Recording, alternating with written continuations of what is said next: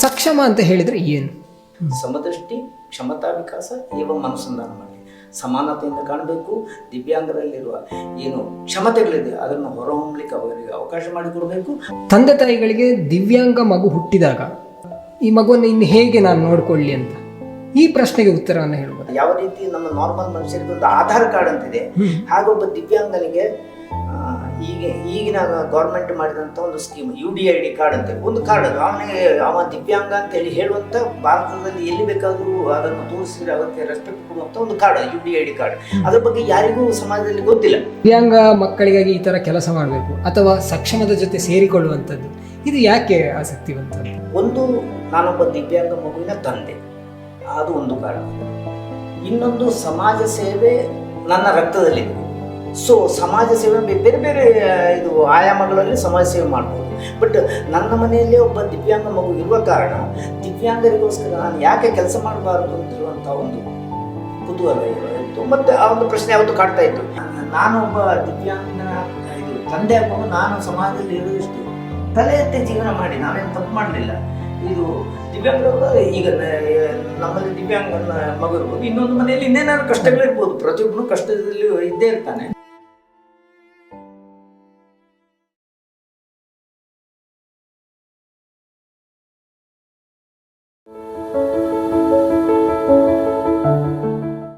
ವೀಕ್ಷಕರೇ ನಮಸ್ಕಾರ. ನಮ್ಮ ಜೊತೆ ಇವತ್ತು ಒಬ್ಬರು ವಿಶೇಷ ಅತಿಥಿ ಇದ್ದಾರೆ.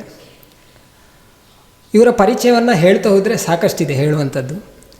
ಯಾಕೆಂತ ಹೇಳಿದರೆ, ಮುಖ್ಯವಾಗಿ ಸಕ್ಷಮ ಈ ಹೆಸರನ್ನು ನೀವು ಪ್ರಥಮ ಬಾರಿಗೆ ಕೇಳ್ತಾ ಇರ್ಬೋದು. ನನ್ನ ಪ್ರಕಾರ ಸಕ್ಷಮ ಅಂತ ಹೇಳಿದರೆ ಅದು ದಿವ್ಯಾಂಗ ಮಕ್ಕಳಿಗೆ ಮಾಡಿದಂತಹ ಒಂದು ವ್ಯವಸ್ಥೆ ಅಂತ ಹೇಳ್ಬೋದು. ಈ ವ್ಯವಸ್ಥೆಯನ್ನು ನೋಡಿಕೊಳ್ತಾ ಇರುವಂತಹ ಜಿಲ್ಲೆಯ ಪ್ರಮುಖರಾದಂತಹ ರಾಜಶೇಖರ ಭಟ್ ಕಾಕುಂಜೆಯವರು ನಮ್ಮ ಜೊತೆ ಇದ್ದಾರೆ. ಇವರು BSF ಎನ್ನುವ ಕಂಪನಿಯಿಂದ ನಿವೃತ್ತರಾಗಿ ಜೀವನವನ್ನು ನಡೆಸ್ತಾ ಇದ್ದಾರೆ. ಜೊತೆಗೆ ಗುರುಗಾವ್ನ, ಮೊದಲಿನ ಹರಿಯಾಣದ ಗುರುಗಾವ್ನ ಅಲ್ಲಿ ಕನ್ನಡ ಸಂಘವನ್ನು ಕಟ್ಟಿ ಬೆಳೆಸಿದಂತಹ ಒಂದು ಕೀರ್ತಿ ಇವರಿಗಿದೆ. ಸೊ ಮುಖ್ಯವಾಗಿ ಇವತ್ತು ಸಕ್ಷಮದ ಬಗ್ಗೆ ನಾವು ಒಂದಿಷ್ಟು ವಿಚಾರಗಳನ್ನು ತಿಳ್ಕೊಳ್ಳೋಣ. ಸರ್, ಕಾರ್ಯಕ್ರಮಕ್ಕೆ ಸ್ವಾಗತ. ನಮಸ್ಕಾರ. ಮೊದಲನೇದಾಗಿ ಕೇಳುವಂಥದ್ದು, ಸಕ್ಷಮ ಅಂತ ಹೇಳಿದರೆ ಏನು? ನೀವು ಹೇಳಿದಾಗೆ ಸಕ್ಷಮ ಜಾಸ್ತಿ ಜನಕ್ಕೆ ಕೇಳಿ ತಿಳಿದು ಗೊತ್ತಿಲ್ಲ. ಸಕ್ಷಮ ಅಂದರೆ ಸಮದೃಷ್ಟಿ, ಕ್ಷಮತಾ ವಿಕಾಸ ಏವಂ ಅನುಸಂಧಾನ ಮಂಡಳಿ. ಸಕ್ಷಮ ಹುಟ್ಟಿದ್ದದು 2008 ಜೂನ್ 20 ಇವತ್ತು ಸಕ್ಷಮದ ಸ್ಥಾಪನಾ ದಿನ ಕೂಡ. ಸಕ್ಷಮ ದೇಶದ ದಿವ್ಯಾಂಗ ಜನರಿಗೋಸ್ಕರವಾಗಿ ಹುಟ್ಟಿಕೊಂಡಂಥ ಸಂಸ್ಥೆ. ಸಕ್ಷಮದ ಹೆಸರಿನಾಗೆ ದಿವ್ಯಾಂಗರನ್ನು ಸಮಾನತೆಯಾಗಿ ಕಾಣಬೇಕು. ದಿವ್ಯಾಂಗರಲ್ಲಿರುವ ಏನು ಸ್ಕಿಲ್ಗಳಿದೆ ಅಥವಾ ಅವರ ಕ್ಷಮತೆಗಳೇನಿದೆ ಅದನ್ನು ಮುಂದೆ ತರುವಂಥದ್ದು, ಮತ್ತು ಈ ದಿವ್ಯಾಂಗ ಏನು ಜನತೆ ಇದೆ ಅಥವಾ ದಿವ್ಯಾಂಗರ ಬಗ್ಗೆ ಒಂದು ರಿಸರ್ಚ್ ಆಗಿ ಅವರಿಗೆ ಬೇಕಂತ ಅನುಕೂಲತೆಯನ್ನು ಸೃಷ್ಟಿ ಮಾಡಬೇಕು ದೇಶದಲ್ಲಿ ಅಂತ ಹೇಳುವಂಥ ಒಂದು ಧ್ಯೇಯ ಇಟ್ಟುಕೊಂಡು ಹುಟ್ಟಿದಂಥ ಇದು. 2008 ಜೂನ್ 20 ಹುಟ್ಟುವುದಕ್ಕಿಂತ ಮುಂಚೆ ಕೂಡ ನಮ್ಮ ಸಂಘಟನೆ ಇತ್ತು. ಆಗ ನಮ್ಮ ಸಂಘಟನೆ ಇದ್ದದ್ದು ಅಖಿಲ ಭಾರತೀಯ ದೃಷ್ಟಿಹೀನ ಸಂಸ್ಥೆ ಅಂತ ಹೇಳುವ ಇದರಲ್ಲಿತ್ತು, ನಾಗ್ಪುರದಲ್ಲಿತ್ತು.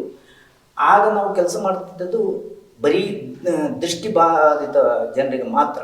2008 ಏನು ನಮ್ಮ ಹುಟ್ಟು ಹಾಕಿದ ಹಿರಿಯರೇನಿದ್ದಾರೆ ಅವರು ನಿಜ ಮಾಡಿದ್ದೇನು ಅಂತ ಹೇಳಿದರೆ, ಬರೀ ದೃಷ್ಟಿಹೀನ ಫೀಲ್ಡಲ್ಲಿ ಮಾತ್ರ ಅಲ್ಲ, ಭಾರತ ದೇಶದ ಏನು RPD ಆ್ಯಕ್ಟ್ ಅಂತ ಹೇಳ್ತೇವೆ, ಇದು ಏನು ಡಿಸೆಬಿಲಿಟಿಗೆ ಸಂಬಂಧಪಟ್ಟಂಥ ಆ್ಯಕ್ಟ್ ಏನಿದೆ ಅದರಲ್ಲಿ ಹೇಳಿದಂಥ 21 ಡಿಸೆಬಿಲಿಟೀಸ್ಗೆ ಆ ಫೀಲ್ಡ್ ಎಲ್ಲ 21 ಡಿಸೆಬಿಲಿಟಿಗೂ ಕವರ್ ಹಾಕ್ಕೊಂಡು ಒಂದು ಸಂಸ್ಥೆ ಕೆಲಸ ಮಾಡಬೇಕು ಅಂತ ಹೇಳೋ ದೃಷ್ಟಿಯಿಂದ ಹುಟ್ಟಿಯಾಗಿರುವಂಥ ಸಂಘಟನೆ.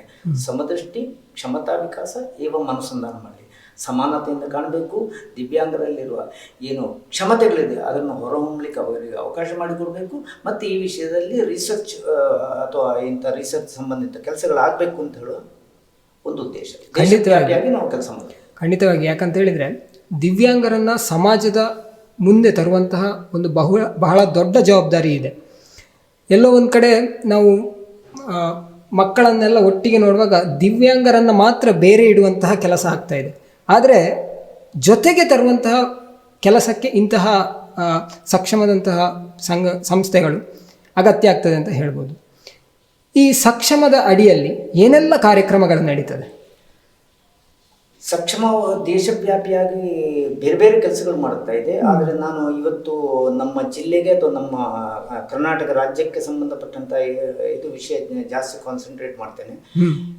ನಾವು ಮಾಡ್ತಾ ಇರೋ ಕೆಲಸ ಏನು ಅಂತಂದರೆ, ಈಗ ನೀವು ಹೇಳಿದ್ರಿ ಏನು ಅಂತ, ದಿವ್ಯಾಂಗ ಏನು ಜನರಿದ್ದಾರೆ ಅವರನ್ನು ಸಮಾಜದಿಂದ ಬೇರೆ ಇಡಲ್ಪಡ್ತದೆ. ನಾವು ಮಾಡೋದೇನು ಅಂತಂದರೆ ಸಮಾಜಕ್ಕೆ ತಿಳಿ ಹೇಳೋದು, ಸಮಾಜದಲ್ಲಿ ಒಂದು ಅವೇರ್ನೆಸ್ ಕ್ರಿಯೇಟ್ ಮಾಡೋದು. ಏನು ಅಂತಂದರೆ ದಿವ್ಯಾಂಗರಿಗೆ ಕೂಡ ಅವಕಾಶ ಕಲ್ಪಿಸಿಕೊಟ್ರೆ ಅವರು ಕೂಡ ನಿಮ್ಮ ಹಾಗೆ ಜೀವನ ಮಾಡಬಹುದು ಅಂತೇಳಿ ಸಮಾಜದಲ್ಲಿ ಒಂದು ತಿಳಿ ಹೇಳೋದು, ಒಂದು ಅವೇರ್ನೆಸ್ ಕ್ರಿಯೇಟ್ ಮಾಡೋದು. ಅದು ಅವೇರ್ನೆಸ್ ಕ್ರಿಯೇಟ್ ಮಾಡಿದರೆ ಏನಾಗುತ್ತೆ ಅಂತ ಹೇಳಿದ್ರೆ, ಇವತ್ತು ನಮ್ಮ ದೇಶದಲ್ಲಿ ಏನು ದಿವ್ಯಾಂಗರನ್ನು ನೋಡುವ ಒಂದು ಬೇರೆ ಒಂದು ರೀತಿಯಲ್ಲಿ ಕಾಣ್ತಾರೆ. ಕೆಲವು ಶಬ್ದಗಳೆಲ್ಲ ಹೇಳಲಿಕ್ಕಾಗೋದಿಲ್ಲ, ಅದು ಬೇರೆ ಒಂದು ರೀತಿಯಲ್ಲಿ ಕಾಣ್ತಾರೆ. ಅವರು ನಿಮ್ಮ ಮೇನ್ ಸ್ಟ್ರೀಮ್ ಸೊಸೈಟಿಯಲ್ಲಿ ಇರುವುದಿಲ್ಲ, ಅವರನ್ನು ಇದು ಮಾಡ್ತಾರೆ.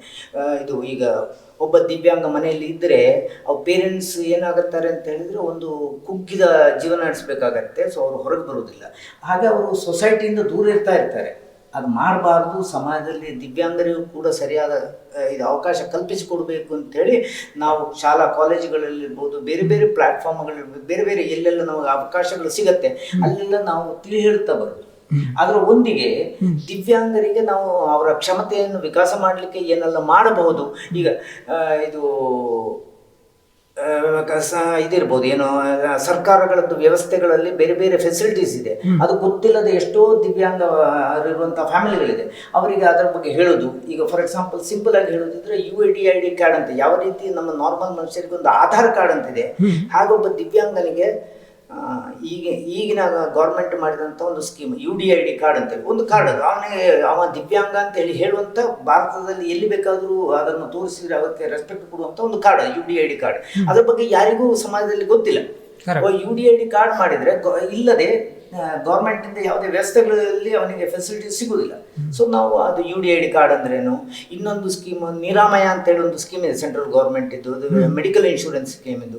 ಅದನ್ನು ಹೇಳೋದು ಇದು ದಿವ್ಯಾಂಗರ ಸಂಬಂಧಪಟ್ಟಂಥ ಸ್ಕೀಮ್ಗಳು ಇರ್ಬೋದು, ಅಥವಾ ಬೇರೆ ಬೇರೆ ಪೆನ್ಷನ್, ಗೌರ್ಮೆಂಟಿಂದ ಬರೋ ಪೆನ್ಷನ್, ಇಂಥದ್ದು ಸಮಾಜದಲ್ಲಿ ದಿವ್ಯಾಂಗರಿರುವಲ್ಲಿ ಹೋಗಿ ದಿವ್ಯಾಂಗರಿಗೆ ಹೇಳೋದು. ದಿವ್ಯಾಂಗರಲ್ಲದವರಿಗೆ ನಾವು ಹೇಳೋದು ದಿವ್ಯಾಂಗರನ್ನು ಹೇಗೆ ನೋಡಿಕೊಳ್ಬೇಕು, ದಿವ್ಯಾಂಗರೊಟ್ಟಿಗೆ ನಾವು ಹೇಗೆ ಜೀವನ ಮಾಡಬೇಕು ಅಂತ ಹೇಳೋದನ್ನು ಕೂಡ ಹೇಳುವಂಥದ್ದು ಕೆಲಸ ಮಾಡ್ತಾ ಇದ್ದೇವೆ ದಕ್ಷಿಣ ಕನ್ನಡ ಜಿಲ್ಲೆಯಲ್ಲಿ. ಕರ್ನಾಟಕದಾದ್ಯಂತ ಸಾಧಾರಣ ಎಲ್ಲ ಜಿಲ್ಲೆಗಳಲ್ಲೂ ನಾವು ಇಂಥ ಕೆಲಸಗಳು ಮಾಡ್ತೇವೆ. ಇದಲ್ಲದೆ ನಾವೇನು ಮಾಡ್ತೇವೆ ಅಂತ ಹೇಳಿದ್ರೆ, ದೊಡ್ಡ ಲೆವೆಲಲ್ಲಿ ಮಾಡೋದು ಇದು ಏನು ಅಂತ ಹೇಳಿದ್ರೆ, ನಾವೊಂದು ಆರ್ಗನ್ ಡೊನೇಷನ್ ಕಾರ್ಯಕ್ರಮದಲ್ಲಿ ಕೂಡ ನಾವು ಕೆಲಸ ಮಾಡ್ತೇವೆ. ಯಾಕೆ ಅಂತ ಹೇಳಿದರೆ, ಕೆಲವು ದಿವ್ಯಾಂಗತೆಗಳಿಗೆ ಆರ್ಗನ್ ಡೊನೇಷನ್ ಬೇಕೇ ಬೇಕು. ಯಾಕೆ ಅಂತ ಹೇಳಿದ್ರೆ, ಈಗ ಯಾರಿಗೆ ಕಾರ್ನಿಯಾ ಬ್ಲೈಂಡ್ನೆಸ್ ಇದೆ, ಕಾರ್ನಿಯಾ ಬ್ಲೈಂಡ್ನೆಸ್ ಅಂತಂದರೆ ಕಣ್ಣಿನ ಎದುರುಗಡೆ ಪರದೆ ಇದು ಒಪೇಕಾಗೋದು ಅಥವಾ ಅದರ ಶಕ್ತಿ ನಶಿಸಿ ಹೋಗೋದು, ಅವರಿಗೆ ಮದ್ದಿನಲ್ಲಿ ಗುಣ ಮಾಡಲಿಕ್ಕೆ ಆಗೋದಿಲ್ಲ. ಅವರಿಗೆ ಇನ್ನೊಬ್ಬನ ಕಾರ್ನಿಯಾ ಸಿಕ್ಕಿದ್ರೆ ಮಾತ್ರ ಆಗತ್ತೆ. ಅವನು ಇದು ದಿವ್ಯಾಂಗ ಹೌದು, ಯಾಕೆ ಅವನಿಗೆ ನೋಡ್ಲಿಕ್ಕೆ ಆಗೋದಿಲ್ಲ, ಬಟ್ ಆ ದಿವ್ಯಾಂಗತೆಯನ್ನು ಇನ್ನೊಬ್ಬನ ಕಾರ್ನಿಯಾ ಸಿಕ್ಕಿದ್ರೆ ಆ ದಿವ್ಯಾಂಗತೆಯಿಂದ ಹೊರಗೆ ತರಲಿಕ್ಕೆ ಆಗುತ್ತೆ. ಸೊ ನಾವು ಕಣ್ಣು ದಾನದ ಬಗ್ಗೆ ಕೂಡ ಇದು ಮಾಡ್ತೀವಿ. ಹಾಗೆ ಬೇರೆ ಬೇರೆ ಆರ್ಗನ್ ಡೊನೇಷನ್ ಯಾವುದು, ಒಬ್ಬನ ಶರೀರದ 54 ಅಂಗಗಳನ್ನು ಕೂಡ ಡೊನೇಷನ್ ಮಾಡೋದು ಅಂತೇಳಿ ಹೇಳ್ತೇವೆ. ಅದರ ಬಗ್ಗೆ ಕೂಡ ಸಮಾಜದಲ್ಲಿ ತಿಳಿ ಹೇಳ್ತೇವೆ. ಆರ್ಗನ್ ಡೊನೇಷನ್ ರಿಜಿಸ್ಟ್ರೇಷನ್ ಮಾಡಿಸೋದಿರ್ಬೋದು, ಮತ್ತು ಯಾರು ರಿಜಿಸ್ಟ್ರ್ ಮಾಡಿದವರು ಅವರ ಅಂತಿಮ ಕಾಲದಲ್ಲಿ ನಮಗೆ ಕರೆ ಬಂದರೆ ಅದನ್ನು ಎಕ್ಸಿಕ್ಯೂಟ್ ಮಾಡಲಿಕ್ಕೆ ಸಹಾಯ ಮಾಡೋದಿರ್ಬೋದು, ಬೇಕಿದ್ದಂಥ ಆಸ್ಪತ್ರೆಗಳನ್ನು ಸಂಬಂಧಪಟ್ಟವ್ರನ್ನು ಕರೆಸಿ ಆ ಒಂದು ಆರ್ಗನ್ ಡೊನೇಷನ್ ಎಕ್ಸಿಕ್ಯೂಟ್ ಮಾಡುವಂಥದ್ದು, ಇಂಥ ಕೆಲಸಗಳು ಕೂಡ ಮಾಡ್ತೇವೆ. ಈ ಮುಖ್ಯ ಇನ್ನೊಂದು ಕೇಳಬೇಕು ಇಲ್ಲಿ ಏನು ಅಂತ ಹೇಳಿದರೆ, ನಿಮಗೆ ಯಾಕೆ ಈ ಆಸಕ್ತಿ ಬಂತು ಅಂತ? ಅಂದರೆ ದಿವ್ಯಾಂಗ ಮಕ್ಕಳಿಗಾಗಿ ಈ ಥರ ಕೆಲಸ ಮಾಡಬೇಕು ಅಥವಾ ಸಕ್ಷಮದ ಜೊತೆ ಸೇರಿಕೊಳ್ಳುವಂಥದ್ದು, ಇದು ಯಾಕೆ ಆಸಕ್ತಿ ಬಂತು ಅಂತ? ಭಾರಿ ಒಳ್ಳೆ ಪ್ರಶ್ನೆ ಮಾಡಿದ್ವಿ. ದಿವ್ಯಾಂಗತೆ ಬಗ್ಗೆ ಯಾಕೆ ಕೆಲಸ ಮಾಡಬೇಕಂತೆ, ಈಗ ಇಲ್ಲಿ 2 ಕಾರಣ. ಒಂದು, ನಾನೊಬ್ಬ ದಿವ್ಯಾಂಗ ಮಗುವಿನ ತಂದೆ, ಅದು ಒಂದು ಕಾರಣ. ಇನ್ನೊಂದು, ಸಮಾಜ ಸೇವೆ ನನ್ನ ರಕ್ತದಲ್ಲಿದೆ. ಸೊ ಸಮಾಜ ಸೇವೆ ಬೇರೆ ಬೇರೆ ಇದು ಆಯಾಮಗಳಲ್ಲಿ ಸಮಾಜ ಸೇವೆ ಮಾಡ್ಬೋದು. ಬಟ್ ನನ್ನ ಮನೆಯಲ್ಲೇ ಒಬ್ಬ ದಿವ್ಯಾಂಗ ಮಗು ಇರುವ ಕಾರಣ ದಿವ್ಯಾಂಗರಿಗೋಸ್ಕರ ನಾನು ಯಾಕೆ ಕೆಲಸ ಮಾಡಬಾರ್ದು ಅಂತ ಹೇಳುವಂಥ ಒಂದು ಕುತೂಹಲ ಇತ್ತು. ಮತ್ತು ಆ ಒಂದು ಪ್ರಶ್ನೆ ಯಾವತ್ತೂ ಕಾಡ್ತಾ ಇತ್ತು. ಯಾಕೆ ನನ್ನ ಅನುಭವ, ಒಂದು ದಿವ್ಯಾಂಗ ಮಗುವಿನನ್ನು ದೊಡ್ಡ ಮಾಡಿದಂಥ ಅನುಭವ ಇನ್ನೊಬ್ಬನಿಗೆ ನಾನು ಹೇಳಿದರೆ, ಅದು ಇನ್ನೊಬ್ಬನಿಗೆ ನಾನು ಸಹಾಯ ಆದರೆ ಅವನು ಇದು ಅದಕ್ಕಿಂತ ಹೊರಗೆ ಬರ್ಬೋದು ಅಥವಾ ಹೇಗೆ ಹೊರಗೆ ಬರ್ಬೋದು ಅಂತ ಹೇಳೋದು ನಾನು ಹೇಳಿದರೆ ನನ್ನ ಜೀವನ ಸಾರ್ಥಕ ಆಗುತ್ತಲ್ಲ.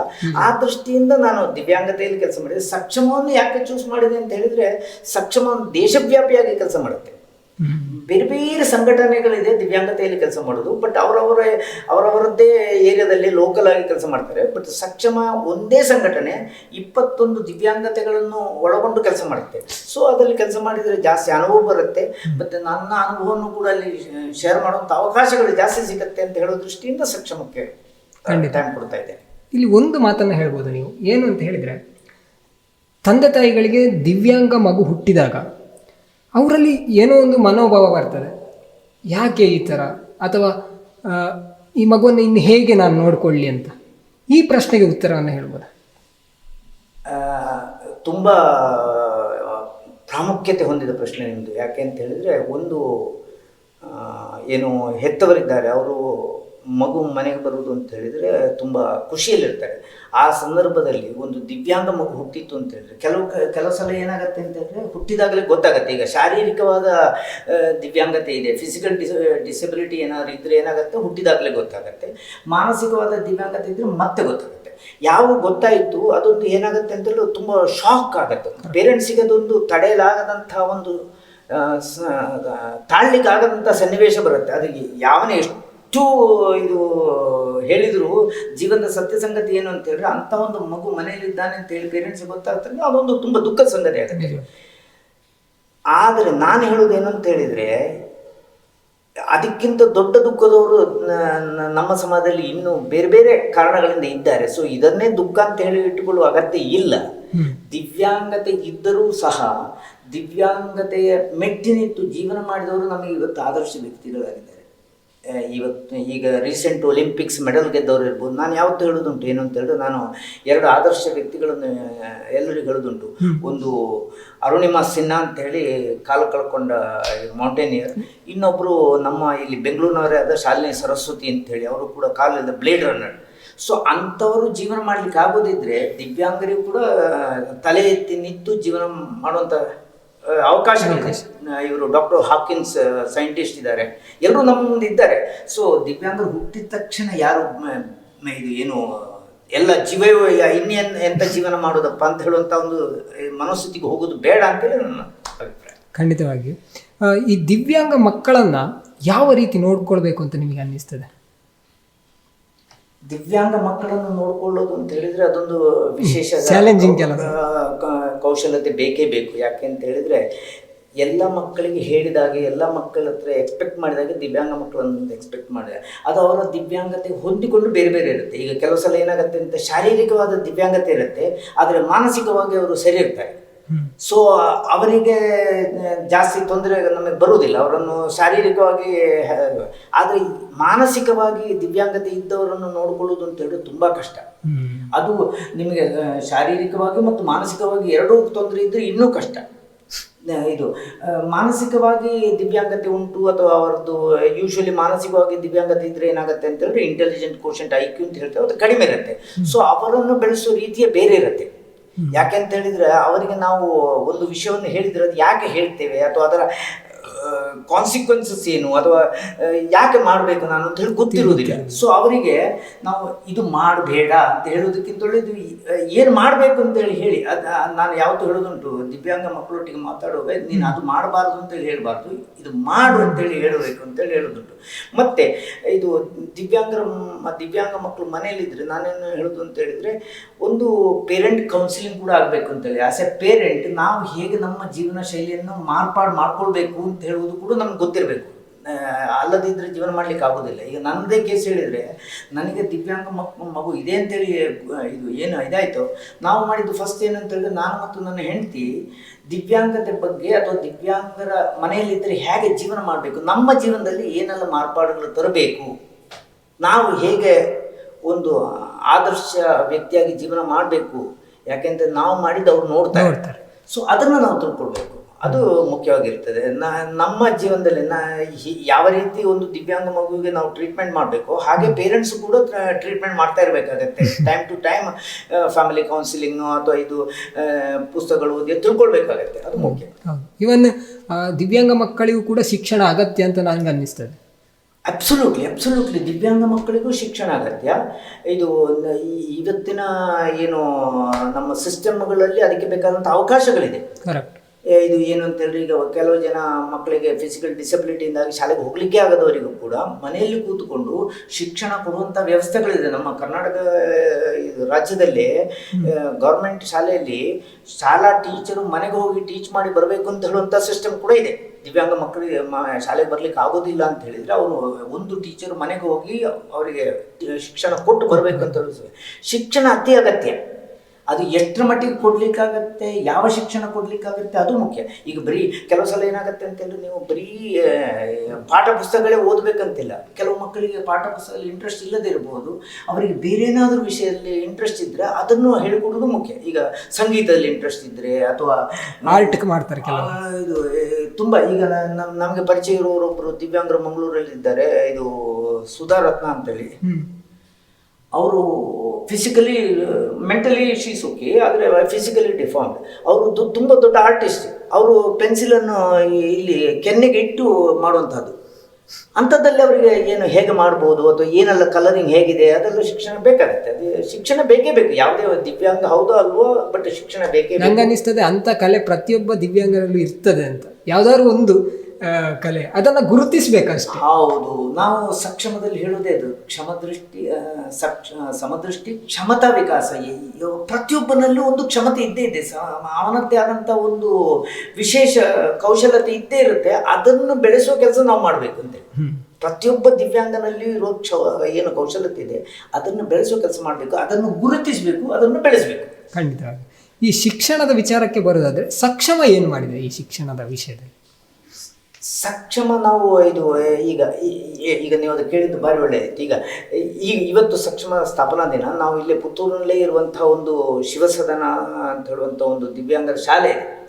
ಅಲ್ಲಿ ನಾವು ಇವತ್ತಲ್ಲಿ ಯಾಕೆ ಹೋಗಿದ್ದೇವೆ ಅಂತಂದರೆ, ಅಲ್ಲಿ ದಿವ್ಯಾಂಗ ಮಕ್ಕಳಿಗೆ ಕಲೀಲಿಕ್ಕೆ ಅವಕಾಶ ಮಾಡೋದು ಅಥವಾ ಕಲೀಲಿಕ್ಕೆ ಉಪಕಾರ ಆಗುವಂಥ ಅಥವಾ ಕಲೀಲಿಕ್ಕಿಂತ ಏನು ಲರ್ನಿಂಗ್ ಕಿಟ್ ಅವ್ರಿಗೆ ಕೊಟ್ಟು ಬಂದದ್ದು.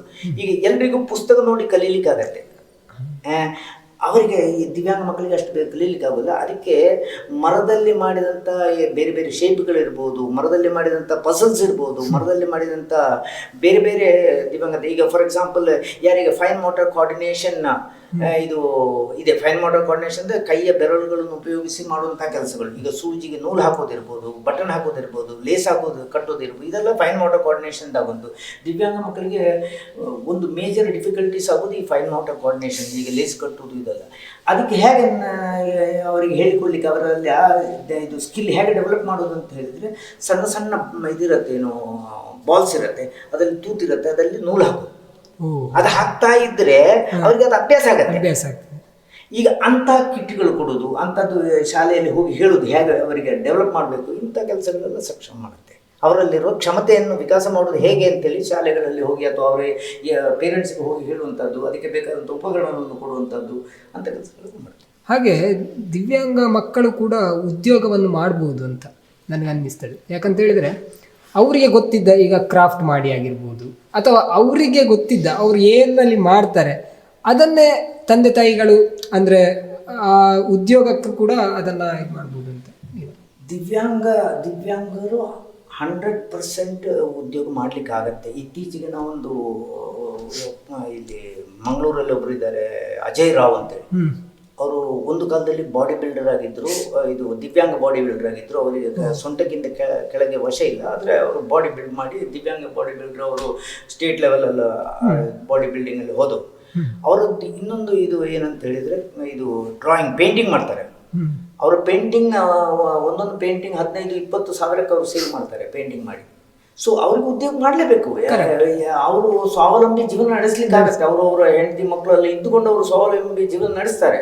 ಸೊ ಇದೊಂದು ಎಕ್ಸಾಂಪಲ್ ಆಗಿರ್ಬೋದು. ಹಾಗೆ ಬೇರೆ ಬೇರೆ ಇದು ದಿವ್ಯಾಂಗರು ತನ್ನದೇ ಆದ ಇದು ಸ್ವಾವಲಂಬಿ ಜೀವನ ನಡೆಸೋರು ಇದ್ದಾರೆ, ಮಾಡ್ಲಿಕ್ಕೆ ಆಗತ್ತೆ.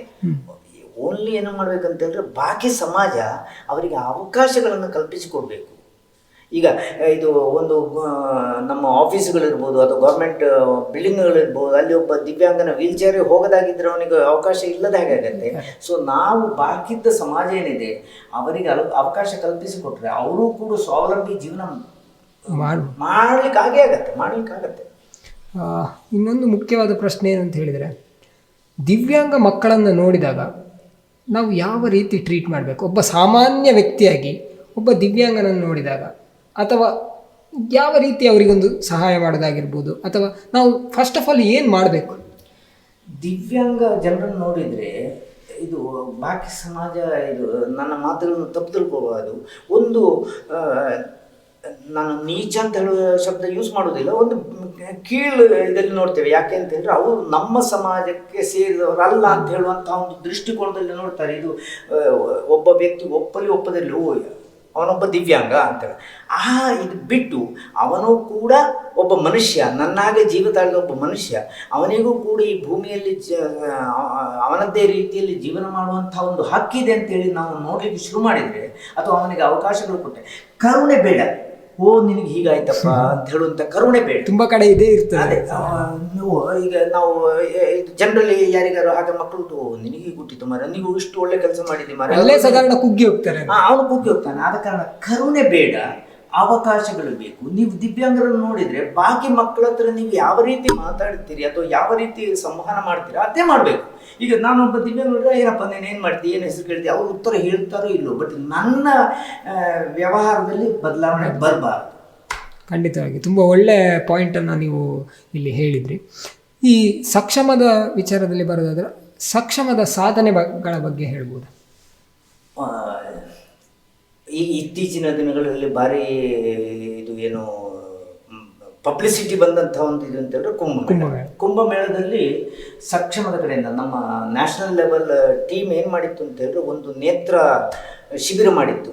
ಅಲ್ಲಿ ನೇತ್ರ ತಪಾಸಣೆ, ಇದು ಯಾರಿಗೆ ಕನ್ನಡಕ ಬೇಕು ಅವರಿಗೆ ಕನ್ನಡಕ ವಿತರಣೆ, ಯಾರಿಗೆ ಸರ್ಜರಿ ಬೇಕು ಸರ್ಜರಿ ಮಾಡುವಂಥ ಒಂದು ದೊಡ್ಡ ಕುಂಭಮೇಳದಲ್ಲಿ ತುಂಬ ಹೆಸರು ಪಡೆದಂಥ ಸೆಂಟ್ರಲ್ ಗೌರ್ಮೆಂಟಿಂದ ಒಂದು ಪ್ರಶಂಸೆ ಪಡೆದಂಥ ಕಾರ್ಯ ಅದು. ಅದರಲ್ಲಿ ಸುಮಾರು 1,80,000 ಕನ್ನಡಕ ವಿತರಣೆ ಆಗಿದೆ, ಫ್ರೀಯಾಗಿ ಕನ್ನಡಕ ವಿತರಣೆ ಆಗಿದೆ. ಅದಲ್ಲದೆ ಒಂದು 17-18 ಸಾವಿರದಷ್ಟು ಶಸ್ತ್ರಚಿಕಿತ್ಸೆಗಳಾಗಿದೆ ಅಥವಾ ಕೆಟ್ರಾಕ್ಟ್ ಆಪರೇಷನ್ಗಳಾಗಿದೆ ಅಲ್ಲಿ. ಸೊ ನೇತ್ರ ಕುಂಭದಂತಹ ಜಾಗದಲ್ಲಿ ಒಂದು ಸಂಸ್ಥೆ ಫ್ರೀಯಾಗಿ ಇಷ್ಟು ಕೆಲಸಗಳು ಮಾಡಿದ್ದು ಅಂತ ಹೇಳಿದ್ರೆ ತುಂಬ ದೊಡ್ಡ ಇದು. ಈವನ್ ಫಾರಿನ್ ಮೀಡಿಯಾದಲ್ಲೂ ಕೂಡ ಇದರ ಬಗ್ಗೆ ತುಂಬ ಹೆಗ್ಗಳಿಕೆ ಬಂದಿದೆ. ಇದೊಂದಿಗೆ ಇತ್ತೀಚಿನ ದಿನಗಳಲ್ಲಿ ಭಾರಿ ಇದು ಮಾಡಿ ಇಂಥದ್ದು ಬೇರೆ ಬೇರೆ ಕೆಲಸಗಳಾಗ್ತಾ ಇದೆ. ಬೇರೆ ಬೇರೆ ಇದು ಈ ಊರಲ್ಲಿ ಬೇರೆ ಬೇರೆ ಎಸ್ಪೆಷಲಿ ನೇತ್ರ ದಾನದ ಬಗ್ಗೆ ಇರ್ಬೋದು ಅಥವಾ ನೇತ್ರ ಚಿಕಿತ್ಸೆಗಳ ಬಗ್ಗೆ ಇರ್ಬೋದು. ಸಕ್ಷಮ ಒಂದು ಧ್ಯೇಯವಾಕ್ಯದೆ ಏನು ಅಂತ ಹೇಳಿದರೆ, ಇದು ಅರ್ಲಿ ಇದು ಡಯಾಗ್ನೋಸಿಸ್, ಅರ್ಲಿ ಇಂಟರ್ವೆನ್ಷನ್. ನೀವು ಎಷ್ಟು ಬೇಗ ಒಂದು ದಿವ್ಯಾಂಗತೆ ಬಗ್ಗೆ ಅರಿತುಕೊಳ್ತೀರೋ ಅವ್ರು ಅಷ್ಟೇ ಬೇಗದಲ್ಲಿ ಅದಕ್ಕೆ ಬೇಕಾದಂಥ ಕರೆಕ್ಟಿವ್ ಆ್ಯಕ್ಷನ್ಸ್ ಅವ್ರು ಪ್ರಿವೆಂಟಿವ್ ಆ್ಯಕ್ಷನ್ಸ್ ತಗೊಳ್ತಿರೋ ಅದು ಏನಾಗುತ್ತೆ ಅಂತ ಹೇಳಿದರೆ ಅವರಿಗೆ ದಿವ್ಯಾಂಗತೆ ಮೆಟ್ಟಿನಲ್ಲಿಕ್ಕೆ ಒಂದು ಅವಕಾಶ ಮಾಡಿಕೊಡುತ್ತೆ. ಅದು ಸಕ್ಷಮ ರಾಷ್ಟ್ರವ್ಯಾಪಿಯಾಗಿ ಮಾಡುತ್ತೆ. ಈಗ ಯಾರೋ ಒಬ್ಬನಿಗೆ ಈ ದಿವ್ಯಾಂಗ ಇದರಲ್ಲಿ ತಾನೇನೋ ಒಂದು ಸೇವೆ ಮಾಡಬೇಕು ಅಥವಾ ಸಹಾಯ ಮಾಡಬೇಕು ಅಂತ ಇರ್ತದೆ, ಅವರು ಯಾವ ರೀತಿ ಸೇರ್ಕೊಳ್ಬೋದು ಸಕ್ಷಮ ಜೊತೆ? ವಾಲಂಟಿಯರ್ ಆಗಿ ಬರ್ಬೋದು ಅಥವಾ ಆರ್ಥಿಕವಾಗಿ ನಮಗೆ ಕೊಡ್ಬೋದು. ಯಾಕೆ ಅಂತ ಹೇಳಿದ್ರೆ ನಾನೀಗ ಹೇಳಿದಾಗೆ ನಾವು ಈಗ ಶಾಲಾ ಇದು ದಿವ್ಯಾಂಗರ ಶಾಲಾ ಏನೆಲ್ಲ ಆರ್ಟಿಕಲ್ಸ್ ಕೊಡ್ತೇವೆ ಅದಕ್ಕೆ ಕೊಡ್ಬೋದು. ಅಥವಾ ನಾವು ದಿವ್ಯಾಂಗರಿಗೆ ಬೇಕಾದಂಥ ಪ್ರೋಗ್ರಾಮ್ಗಳು ಕಂಡಕ್ಟ್ ಮಾಡ್ತೇವೆ ಅದಕ್ಕೆ ನಮ್ಮನ್ನು ಒಟ್ಟಿಗೆ ಸೇರಿಕೊಳ್ಬೋದು. ಅಥವಾ ದಿವ್ಯಾಂಗರು ಇದ್ದರೆ ಅವರನ್ನು ಗುರುತಿಸಿ ನಮಗೆ ತಿಳಿಸಿದರೆ ನಾವು ಅವರನ್ನು ಹೋಗಿ ಅವರಿಗೆ ಬೇಕಾದಂಥ ಸಹಾಯ ನಾವು ಮಾಡ್ಬೋದು. ವಾಲಂಟಿಯರ್ ಆಗಿ ಮಾಡ್ಬೋದು. ವಾಲಂಟಿಯರ್ ಆಗಿ ಮಾಡೋದು ದೊಡ್ಡದು. ಯಾಕೆ ಅಂತ ಹೇಳಿದ್ರೆ ಈ ದಿವ್ಯಾಂಗತೆ ಫೀಲ್ಡಲ್ಲಿ ನಿಮಗೆ ಕೆಲಸ ಮಾಡೋರಿಲ್ಲ. ಯಾಕೆ ಅಂತ ಹೇಳಿದರೆ ಒಂದು ಅದ್ರ ಬಗ್ಗೆ ಮಾಹಿತಿ ಇಲ್ಲ, ಇನ್ನೊಂದು ನಾನು ಯಾಕೆ ಮಾಡಬೇಕಪ್ಪ ಇದು ಕೆಲಸ, ಇದರಲ್ಲಿ ನನ್ನ ಹೆಸರು, ನನಗೇನು ಹೆಸರು ಬರ್ತದ? ಈಗ ನಾವೇನು ಅಂತೇಳಿ ಒಂದು ಸೆಲ್ಫಿಶ್ ವರ್ಲ್ಡಲ್ಲಿದ್ದೇವೆ, ನನಗೇನು ಹೆಸರು ಬರ್ತದೆ ಇದರಲ್ಲಿ ಮಾಡಿದೆ ಅಂತ ಹೇಳ್ತೇವೆ. ಇದರಲ್ಲಿ ಕೆಲಸ ಮಾಡಿದವನಿಗೆ ಹೆಸರು ಬರುವುದಿಲ್ಲ, ಬಟ್ ಒಳ್ಳೆ ಮನಃಶಾಂತಿ ಸಿಗತ್ತೆ ಇದರಲ್ಲಿ ಕೆಲಸ ಮಾಡಿ. ನಾನೇನೋ ಮಾಡಿದ್ದೇನೆ, ನಾನೊಬ್ಬನಿಗೆ ಸಹಾಯ ಮಾಡಿದ್ದೇನೆ ಅಂತ ಹೇಳೋ ಮನಃಶಾಂತಿ ಇರ್ತದೆ, ಹಾಗೆ ವಾಲಂಟಿಯರ್ ಆಗಿ ಬರ್ಬೋದು. ಮತ್ತು ಇನ್ನೊಂದೇನಂತಂದರೆ ಏನು ನಾವು ಸಕ್ಷಮ ಮಿತ್ರರು ಅಂತ ಹೇಳ್ತೇವೆ, ನಮಗೆ ಧನ ಸಹಾಯ ಮಾಡ್ಬೋದು. ಈಗ ಧನ ಸಹಾಯ ಅಂತಂದರೆ ನಮಗೆ ಧನ ಅಲ್ಲ ಬೇಕಾದ್ದು, ನಾವು ಈಗ ಸಮಾಜದಲ್ಲಿ ಹೀಗೆ ನಾನು ಕೊಡಬೇಕಿದ್ರೆ ನಮಗೆ ಧನ ಬೇಕಾಗುತ್ತೆ. ಕೆಲವು ಕಂಪನಿಗಳು CSR ಫಂಡ್ ಅಂತ ಕೊಡ್ತಾರೆ, ಅಥವಾ ಕೆಲವರು ಇದು ನನ್ನ ಕಡೆಯಿಂದ ಇಷ್ಟಪ್ಪ ಅಂತೇಳಿ ಬೇರೆ ಬೇರೆ ಇದು. ನಾವು ಅದನ್ನು ಏನು ಮಾಡ್ತೀವಿ ಅಂತಂದರೆ ಯಾರಿಗೆ ಅಗತ್ಯ ಉಂಟು, ಈಗ ಕೆಲವು ಜನರಿಗೆ ವಾಟರ್ ಬೆಡ್ ಬೇಕಾಗ್ಬೋದು, ಕೆಲವು ಜನರಿಗೆ ಏರ್ ಬೆಡ್ ಬೇಕಾಗ್ಬೋದು, ಕೆಲವು ಜನರಿಗೆ ವಾಕಿಂಗ್ ಸ್ಟಿಕ್ ಬೇಕಾಗ್ಬೋದು, ಕೆಲವು ಜನರಿಗೆ ಇದು ಮಲಗಲಿಕ್ಕೆ ಆರ್ಥೋಪೆಡಿಕ್ ಕಾಟುಗಳು ಬೇಕಾಗ್ಬೋದು. ಇಂಥದ್ದು ಬೇರೆ ಬೇರೆ ರಿಕ್ವೈರ್ಮೆಂಟ್ ಇದೆ, ಒಬ್ಬೊಬ್ಬರಿಗೆ ಒಂದೊಂದು ರಿಕ್ವೈರ್ಮೆಂಟ್ ಇರುತ್ತೆ. ಅದನ್ನು ನಮ್ಮ ಹತ್ರ ಬರ್ತಾರೆ, ಸೊ ನಾವು ಸಮಾಜದಲ್ಲಿ ಕೇಳಬೇಕಾಗತ್ತೆ ಯಾರು ಕೊಡಿ ಅಂತೇಳಿ, ಹಾಗೆ ಮಾಡ್ಬೋದು. ಅದಲ್ಲದೆ ಮತ್ತೆ ಇನ್ನೊಂದು ಏನಂತೇಳಿದ್ರೆ ನೇತ್ರ, ಇದು ನಮ್ಮದು ಸಕ್ಷಮತೆದು ಏನು ಜೀತೆ ರಕ್ತದಾನ, ಜಾತೆ ನೇತ್ರದಾನ ಅಂತೇಳಿ ನಾವು ಹೇಳೋದು. ಮನುಷ್ಯ ಜೀವಂತವಾಗಿರುವಂಥ ಟೈಮಲ್ಲಿ ಕೊಡ್ಲಿಕ್ಕೆ ಆಗೋದೇನು ಅಂತೇಳಿ ರಕ್ತದಾನ. ಇದು ಎರಡು, ಥಾಲಸೀಮಿಯಾ ಮತ್ತು ಸಿಕಲ್ ಸೆಲ್ ಡಿಸೀಸ್ ಅಂತ ಎರಡಿದೆ. ಥಾಲಸೀಮಿಯಾದಲ್ಲಿ ಅವನ ಶರೀರದಲ್ಲಿ ರಕ್ತವೇ ಪ್ರೊಡ್ಯೂಸ್ ಆಗೋದಿಲ್ಲ, ಸಿಕಲ್ ಸೆಲ್ ಡಿಸೀಸ್ ರಕ್ತ ಹಾಳಾಗಿ ಹೋಗ್ತಾ ಇರ್ತದೆ. ಅಂಥ ಸಂದರ್ಭದಲ್ಲಿ ಅವರಿಗೆ ಬ್ಲಡ್ ಟ್ರಾನ್ಸ್ಫ್ಯೂಷನ್ ಆಗ್ತಾನೇ ಇರಬೇಕಾಗತ್ತೆ. ಇದು ಕೂಡ ದಿವ್ಯಾಂಗತೆಯಲ್ಲಿ ಬರುತ್ತೆ. ಸೊ ರಕ್ತದಾನ, ಯಾರ್ದ ರಕ್ತ ಬೇಕಾಗೇ ಬೇಕಾಗುತ್ತೆ. ಸೊ ಅಂಥ ಬ್ಲಡ್ ಕ್ಯಾಂಪ್ಗಳು ಮಾಡೋದು, ನಾವು ರಕ್ತದಾನಿಗಳನ್ನು ಹುಡುಕ್ತಾ ಇರೋದು, ಯಾರು ರಕ್ತ ಕೊಡಲಿಕ್ಕೆ. ಯಾಕೆ ಥಾಲಸೀಮಿಯಾದವನಿಗೆ ರಕ್ತ ಇಲ್ಲ ಅಂತ ಹೇಳಿದ್ರೆ ಸತ್ತು ಹೋಗ್ತಾನೆ ನಾವು. ಸೊ ಅದು ಕೂಡ ಮಾಡ್ಬೋದು. ನಾನು ಹೇಳೋದಿದ್ರೆ ಯಂಗ್ಸ್ಟರ್ಸ್ ಯಾವುದು 18 ವರ್ಷದಿಂದ 60 ವರ್ಷ ಇರೋ ಯಂಗ್ಸ್ಟರ್ಸ್, ಹೆಲ್ದಿ ಮನುಷ್ಯನಿಂದ ಅವರೆಲ್ಲರೂ 3 ತಿಂಗಳಿಗೊಮ್ಮೆ ರಕ್ತದಾನ ಮಾಡಬೇಕು ಅಂತ ಹೇಳೋದು. ಮತ್ತು ಇನ್ನೊಂದು ಏನಂತೇಳಿದ್ರೆ ನಾವು ಒಬ್ಬ ಇಂಡಿವಿಜುವಲ್ ಹಾಕ್ಕೊಂಡು ಅಟ್ಲೀಸ್ಟ್ ತನ್ನ ಜೀವನಾಂತರ ನೇತ್ರದಾನ ಮಾಡುವಂಥ ಸಂಕಲ್ಪ ಕೂಡ ಮಾಡಬೇಕು ಅಂತ ಹೇಳೋದು ನಾನು. ಖಂಡಿತವಾಗಿ ತುಂಬ ಒಳ್ಳೆಯ ವಿಚಾರವನ್ನು ನೀವು ತಿಳಿಸಿದ್ರಿ. ಒಂದು ಇಲ್ಲಿ ಅನಿಸೋದು ಏನಂತ ಹೇಳಿದರೆ, ತಂದೆ ತಾಯಿಗಳು ಹೆಮ್ಮೆಯಿಂದ ಹೇಳ್ಕೊಳ್ಬೇಕು ಅಂತ. ದಿವ್ಯಾಂಗ ಮಕ್ಕಳು ಹುಟ್ಟಿದ್ದಾರೆ ಅಂತ ಇಲ್ಲಿ ಎಷ್ಟೋ ಸಲ ಏನಾಗ್ತಾ ಇದೆ ಅಂತ ಹೇಳಿದರೆ, ಹೇಳಲಿಕ್ಕೆ ಹೆದರ್ತಾ ಇದ್ದಾರೆ ದಿವ್ಯಾಂಗ ಮಗು ಇದೆ ಅಂತ ಹೇಳಿ. ಬಟ್ ನಾನು ಹೇಳೋದೇನು ಅಂತ ಹೇಳಿದರೆ, ಹೆಮ್ಮೆಯಿಂದ ಹೇಳ್ಕೊಳ್ಬೇಕು ಅಂತ. ನಿಮಗೇನು ಹೇಳ್ತೀರಿ ಸರ್? ನೀವು ಹೇಳಿದ್ದು 100ಕ್ಕೆ 200% ಸರಿ. ಯಾಕೆ ಅಂತ ಹೇಳಿದರೆ, ಈಗ ನನಗೆ ಒಂದು ದಿವ್ಯಾಂಗ ಮಗು ಇದೆ, ನನಗೆ ಗೊತ್ತು, ನಾನೇನು ತಪ್ಪು ಮಾಡಲಿಲ್ಲ, ಅದಕ್ಕೆ ಕರೆಕ್ಟ್, ಸಹಜವಾಗಿ ಜೀವನದಲ್ಲಿ ಬಂದಂಥ ಒಂದು ಇದು.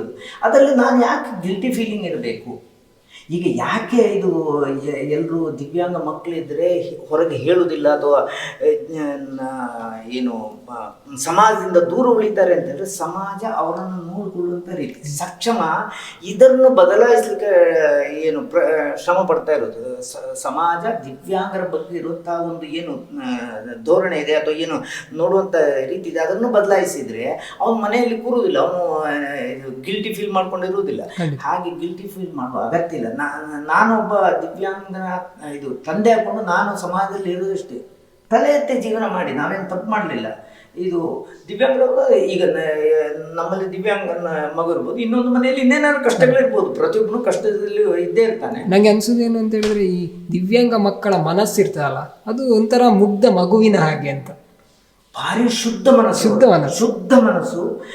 ಇದು ಮತ್ತೆ ಇನ್ನೊಂದಂತ ಹೇಳಿದ್ರೆ, ಅವರಲ್ಲಿ ಕಪಟತನ ಇರುವುದಿಲ್ಲ. ಕರೆಕ್ಟ್. ಅದು ಫಿಸಿಕಲಿ ಚಾಲೆಂಜ್ ಇರ್ಬೋದು ಅಥವಾ ಮೆಂಟಲಿ ಚಾಲೆಂಜ್ ಇರ್ಬೋದು, ಅವರಲ್ಲಿ ಕಪಟತನ ಇರುವುದಿಲ್ಲ. ಯಾವುದನ್ನು ಈಗ ಎಸ್ಪೆಷಲಿ ಮಾನಸಿಕವಾಗಿ ತೊಂದರೆ ಇರುವವರಿಗೆ, ಅವರಿಗೆ ಇದು ಯಾವುದು ಹೇಳಬೇಕು ಯಾವುದು ಹೇಳಬಾರ್ದು ಅಂತ ಕೂಡ ಗೊತ್ತಿರುವುದಿಲ್ಲ. ಹಾಗೆ ಕೆಲವು ಸಲ ಹೆತ್ತವರಿಗೆ ಒಂದು ಸಂದಿಗ್ಧ ಪರಿಸ್ಥಿತಿಯನ್ನು ಕೂಡ ಉಂಟು ಮಾಡ್ತಾರೆ. ಬಟ್ ಅದೆಲ್ಲ ಅವರು ಗೊತ್ತಿಲ್ಲದೆ ಮಾಡುವಂಥದ್ದು, ಗೊತ್ತಿದ್ದು ಮಾಡುವಂಥದ್ದಲ್ಲ. ಮುಗ್ಧತೆ ಇರುತ್ತೆ, ಪ್ರಾಮಾಣಿಕತೆ ಇರುತ್ತೆ ಅವರ ಇದರಲ್ಲಿ. ಮತ್ತು ಅವರು ಯಾವತ್ತೂ ಮನುಷ್ಯರನ್ನು ತುಂಬ ಪ್ರೀತಿಯನ್ನು ನೋಡ್ಕೊಳ್ತಾರೆ. ಇದು ಅವರಿಗೆ ಬಾಕಿ ಮನುಷ್ಯರೊಟ್ಟಿಗಿರುವ ಪ್ರೀತಿಯೇ ಬೇರೆ, ಅದು ಅಳಿಲಿಕ್ಕಾಗೋದಿಲ್ಲ. ಅದು ಭಾರಿ ಇದಿರುತ್ತೆ ಮಕ್ಕಳು. ಅವರು ವಿಶೇಷ ಮಕ್ಕಳೇ, ಅವರು ಏನು ದೇವರ ಮಕ್ಕಳು ಅಂತ ಹೇಳ್ತಾರೆ, ಹಾಗೆ ಅದು ಖಂಡಿತವಾಗಿ ಅದು ಹೌದು ಅಂತ. ಸೊ ಸಕ್ಷಮದ ಬಗ್ಗೆ ನಾವು ಅನೇಕ ವಿಚಾರಗಳನ್ನು ಮಾತಾಡಿದ್ವಿ, ಹಾಗೆ ದಿವ್ಯಾಂಗ ಮಕ್ಕಳ ಬಗ್ಗೂ ಮಾತಾಡಿದ್ವಿ. ಸೊ ದಿವ್ಯಾಂಗ ಮಕ್ಕಳು ಇದ್ದಾರೆ ಅಂತಾದರೆ ಸಕ್ಷಮವನ್ನು ಹೇಗೆ ಕಾಂಟ್ಯಾಕ್ಟ್ ಮಾಡುವಂಥದ್ದು? ಈಗ ದಕ್ಷಿಣ ಕನ್ನಡ ಜಿಲ್ಲೆಯಲ್ಲಾದರೆ ಇದು ನಮ್ಮ ಸಂಘಟನೆ ಇದೆ. ಮಂಗಳೂರಲ್ಲಿ ಬಿ ಟಿ ರೋಡಲ್ಲಿ ಇದು ಬಾಲಮಾರುತಿ ವ್ಯಾಯಾಮ ಶಾಲೆ ಕಾಂಪೌಂಡಲ್ಲಿ ನಮ್ಮದು ಇದಿರೋದು. ನಮ್ಮನ್ನು ಸಂಪರ್ಕ ಮಾಡ್ಬೋದು. ನಮ್ಮ ಕರ್ನಾಟಕ ರಾಜ್ಯದ ವೆಬ್ಸೈಟ್ ಇದೆ, ಅಲ್ಲಿ ಹೋಗಿ ಕೂಡ ನಮ್ಮನ್ನು ಸಕ್ಷಮ ಕರ್ನಾಟಕ ಅಂತ ಹೇಳಿ ಹಾಕಿದರೆ, ವೆಬ್ಸೈಟಲ್ಲಿ ಹಾಕಿದರೆ ಕರ್ನಾಟಕದ ಕಂಪ್ಲೀಟ್ ಡೀಟೇಲ್ಸ್ ಸಿಗುತ್ತೆ. ಅಲ್ಲಿ ಹೋಗಿ ಕೂಡ ವಾಲಂಟಿಯರ್ ಆಗಿ ರಿಜಿಸ್ಟರ್ ಮಾಡ್ಬೋದು. ಇಲ್ಲ ದಕ್ಷಿಣ ಕನ್ನಡ ಜಿಲ್ಲೆಯಲ್ಲಾದರೆ ನನ್ನ ನಂಬರು 9945562553 ನನ್ನ ಮೊಬೈಲ್ ನಂಬರು. ನನ್ನ ನಂಬರನ್ನು ಯಾವತ್ತು ಬೇಕಾದರೂ ಕಾಂಟ್ಯಾಕ್ಟ್ ಮಾಡ್ಬೋದು, ಸಂಪರ್ಕಿಸ್ಬೋದು. ಅಥವಾ ಏನಾದ್ರು ಒಂದು ಈಗ ಸಮಸ್ಯೆ ಬಂದರೆ ಅಥವಾ ಏನಾದ್ರು ಸಲಹೆ ಕೇಳಲಿಕ್ಕೂ ಕೂಡ ಯಾವುದೇ ರೀತಿಯ ಇದಕ್ಕೂ ಕೂಡ ದಿವ್ಯಾಂಗತಕ್ಕೆ ಸಂಬಂಧಪಟ್ಟಂಥ ಏನೇ ಸಮಸ್ಯೆ, ಈಗ ನನಗೆ ಗೊತ್ತಿಲ್ಲದಿದೆ, ಯಾಕೆಂದರೆ ನಾನು ಕೂಡ ಪರ್ಫೆಕ್ಟ್ ವ್ಯಕ್ತಿ ಅಂತಲ್ಲ, ನನಗೆ ಗೊತ್ತಿಲ್ಲದಿದ್ದರೆ ನಾನು ಗೊತ್ತಿರುವವರನ್ನು ಸಂಪರ್ಕ ಮಾಡಿಸಿಬಿಡುತ್ತೆ. ಖಂಡಿತ. ಸೊ ತುಂಬ ಖುಷಿಯಾಯಿತು ನಿಮ್ಮ ಹತ್ರ ಮಾತಾಡಿ, ಅನೇಕ ವಿಚಾರಗಳನ್ನು ಹೇಳಿದ್ರಿ. ಹಾಗೆ ಈ ಸಕ್ಷಮದ ಕಾರ್ಯ ಹೀಗೆ ಮುಂದುವರಿಲಿ, ಇನ್ನಷ್ಟು ದಿವ್ಯಾಂಗ ಮಕ್ಕಳಿಗೆ ಇದರಿಂದ ಸಹಾಯ ಆಗಲಿ. ಹಾಗೆ ಬಹುಶಃ ನಿಮ್ಮನ್ನು ನೋಡ್ತಾ ಇದ್ದರೆ ನನಗೆ ಎಂತ ಹೇಳೋದು, ದಿವ್ಯಾಂಗ ಮಕ್ಕಳಿದ್ರೂ ಕೂಡ ಧೈರ್ಯದಿಂದ ಹೇಳುವಂತೆ ಆಗಬೇಕು ಅಂತ ಈ ರೀತಿ. ಹಾಗಾಗಿ ಅದು ಖಂಡಿತವಾಗಿ ಮುಂದೊಂದಿನ ಎಲ್ಲ ದಿವ್ಯಾಂಗ ಮಕ್ಕಳು ಕೂಡ ಸಮಾಜದ ಜೊತೆಗೆ ಸೇರಲಿ ಅಂತ ಹೇಳ್ತಾ ಈ ಕಾರ್ಯಕ್ರಮವನ್ನು ಮುಗಿಸ್ತಾ ಇದ್ದೇನೆ. ನಮಸ್ಕಾರ. ಧನ್ಯವಾದ. ನಮಸ್ಕಾರ.